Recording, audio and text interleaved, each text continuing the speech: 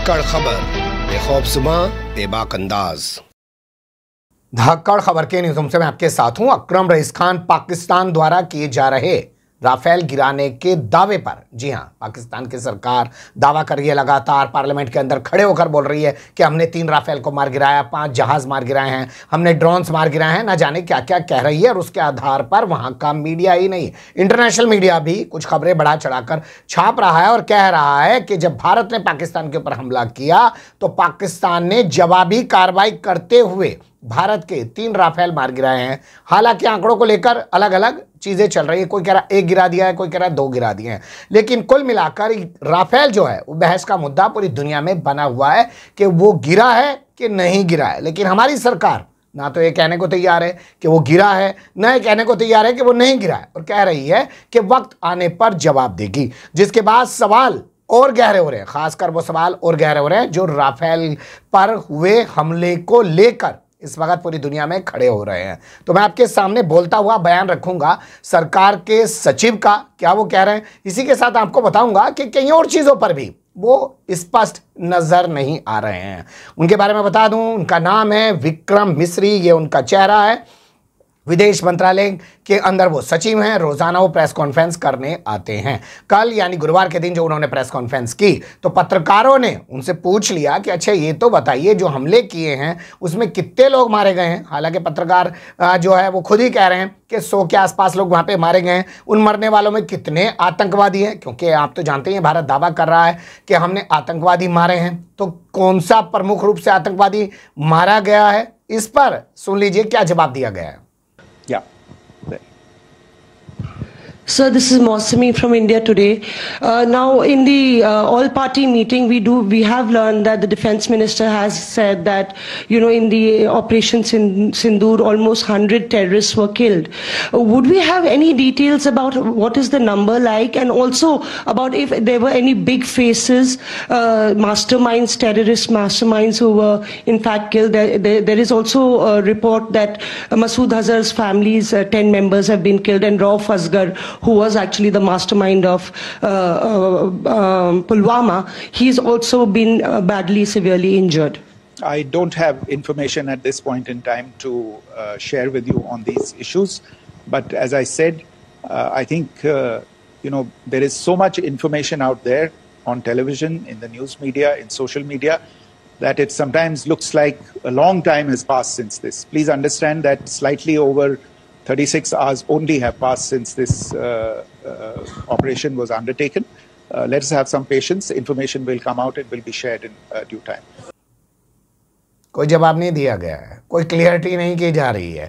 इसके बाद पूछा गया कि NSA यानी कि national security advisor Ajit Doval यानी कि राष्ट्रीय सुरक्षा सलाहकार अजीत डोभाल की क्या पाकिस्तान के राष्ट्रीय सुरक्षा सलाहकार से कोई बात हुई है, क्योंकि पाकिस्तान के विदेश मंत्री बाकायदा इंटरनेशनल मीडिया को इंटरव्यू देकर ये दावा कर रहे हैं। तो इस पर भी साहब कह रहे हैं कि मुझे नहीं पता। Foreign Secretary Smita Sharma, just wanted to ask, the Pakistani Minister Ishaq Dar in an interview has claimed that the national security advisors of India and Pakistan have spoken to each other. If you could confirm or deny, and is complete severance of diplomatic ties with Pakistan also on the table? I have no information with regard to contacts between the two national security advisors.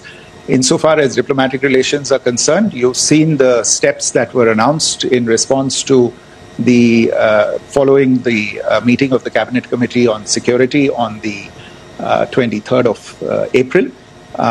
There are no further steps that are under consideration at this moment in time. Here. अब देख लीजिएगा किस level के अधिकारी हैं और वो इन खबरों के बारे में, इन चीज़ों के बारे में कुछ भी क्लियर नहीं कर रहे। वो यही कह देते कि हमारे तो NSA ने कोई बात ही नहीं करी। हमारा NSA इस वक्त क्यों बात करेगा पाकिस्तान के NSA? हमें पाकिस्तान से कोई बात नहीं करनी, हम तो पाकिस्तान को सबक सिखा के दम लेंगे, जैसे पूरे दल्ले मीडिया के एंकर बोल रहे हैं और ऐसा सोच रहे हैं या ऐसा चाह रहे हैं कि जंग करवा दें। जैसे जंग होने से बड़ा भला हो जाता है सभी का, सिर्फ एक ही तरफा कोई नुकसान की बात होती है। लेकिन जो अच्छे लोग हैं, जो अच्छे पत्रकार हैं, जिन्हें आप सुनेंगे, हालांकि उनके चैनल बंद किए जा रहे हैं। पुनः प्रसून वाजपेयी साहब का चैनल बंद कर दिया गया है, वो आपको कहीं अब दिखता नहीं है। लेकिन रवीश कुमार का चल रहा है, उस पर भी पता नहीं कब क्या संकट आ जाए, चैनल ही गायब कर दिया जाए। कुल मिलाकर ये है कि जो असल चीज़ है उसे गायब किया जा रहा है और इसके अलावा हवा मीडिया के जरिए मचाया जा रहा है, क्योंकि सरकार क्लियर नहीं कर रही है। सरकार तो राफेल के मुद्दे पर भी क्लियर नहीं कर रही है, वो भी देख लीजिए। फॉरेन सेक्रेटरी, मेरा नाम मनीष है, मैं TV9 भारतवर्ष से हूं और आपने खुद ही बताया कि कितना मिस इन्फॉर्मेशन क्रॉस बॉर्डर से आ रहा है। बल्कि ऐसा लग रहा है जैसे पाकिस्तान के प्राइम मिनिस्टर और डिफेंस मिनिस्टर तक भी प्रोपेगेंडा करने में मिस इन्फॉर्मेशन में आ गए हैं। वो कई बार तो ये तक दावा करते हैं कि हम 3 राफेल हमने गिरा दिया, इतने हमने मिग गिरा दिए, और जब उनसे पूछा जाता है तो वो कहते हैं कि सोशल मीडिया में हमने ये सब चीजें देखी थी। तो अगर आधिकारिक तौर पर अगर आप कुछ कह सकें इस पर, ताकि उन्हें भी समझ में आए कि इस तरह के प्रोपेगेंडा नहीं चलने वाला है। देखिए, जब सही समय होगा तो आधिकारिक तौर पे इसके बारे में सूचना दी जाएगी। लेकिन जो आपका प्रश्न है कि प्रधानमंत्री और उप प्रधानमंत्री और विदेश मंत्री, उनके रक्षा मंत्री इस तरह की बातें कर रहे हैं, तो इसमें अचरज की कोई बात नहीं है। आखिरकार ये एक देश है जिसने अपना इसका जन्म लेते ही झूठ शुरू हो गया था। 1947 में जब पाकिस्तानी फौज ने जम्मू कश्मीर पे दावा बोला, तो उन्होंने किसी ऐसे वैसे व्यक्ति से नहीं, संयुक्त राष्ट्र से झूठ बोला कि हमारा कोई लेना देना नहीं है इससे। ये लोग जो गए हैं वो तो कबायली हैं। वो तो जब हमारी फौज वहां पे पहुंची और UN के लोग, संयुक्त राष्ट्र के लोग खुद वहां पे पहुंचे, उन्होंने देखा कि वहां तो पाकिस्तानी फौज घुसपैठ करके आ गई है, उसके बाद पाकिस्तान को मुंह की देखनी पड़ी और उनको मानना पड़ा कि हाँ, उनकी फौज वहां पे कुछ समय से पड़ी हुई है। तो ये जो यात्रा है एक तरह से 75 साल पहले शुरू हो चुकी है। तो I am not surprised that this kind of disinformation is being indulged in.